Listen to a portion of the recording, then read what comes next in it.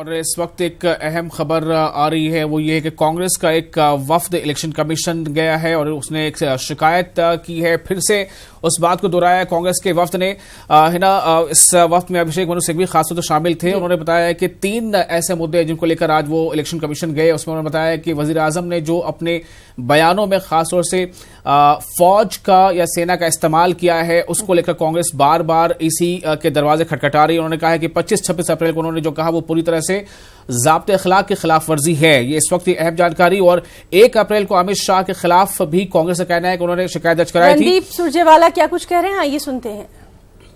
दूरी से बालाकोट में उसका जवाब दिया, परंतु वो प्रधानमंत्री जो अपनी जिम्मेवारी छोड़कर भाग गए थे अदाकारी के लिए, जिम्मेवारी बनाम अदाकारी की लड़ाई थी पुलवामा में, प्रधानमंत्री अपने पद की जिम्मेवारी छोड़ गए और उन्होंने अदाकारी को यानी एक्टिंग को ज्यादा महत्वपूर्ण माना।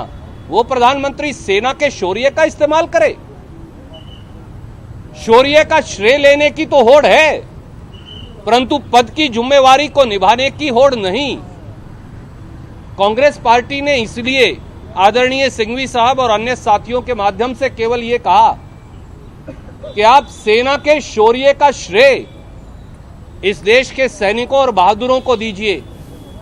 कभी आप हेमंत करकरे जी की शहादत को अपमानित करते हैं और कभी जिम्मेवारी छोड़कर अदाकारी करने को अपना गुण बताते हैं। ऐसे प्रधानमंत्री को सेना का नाम लेने का अधिकार भी नहीं। और न केवल ये कानूनी वायलेशन है, परंतु नैतिकता के आधार पर मापदंड पर भी कोई और प्रधानमंत्री होता उसे पुलवामा के हमले के बाद इस्तीफा दे देना चाहिए था, उनके अपने आचरण की वजह से। और ये सारी बातें सिंघवी साहब ने भारतीय राष्ट्रीय कांग्रेस की ओर से आप चुनाव आयोग के समक्ष रखी। इससे पहले कि हम आपके सवाल लें, प्रद्युत जी जो हमारे प्रदेश कांग्रेस कमेटी के अध्यक्ष हैं, युवा हैं और जिन्होंने जबरदस्त लड़ाई लड़ी, वो आपको पहले संक्षिप्त में अपनी बात कहेंगे।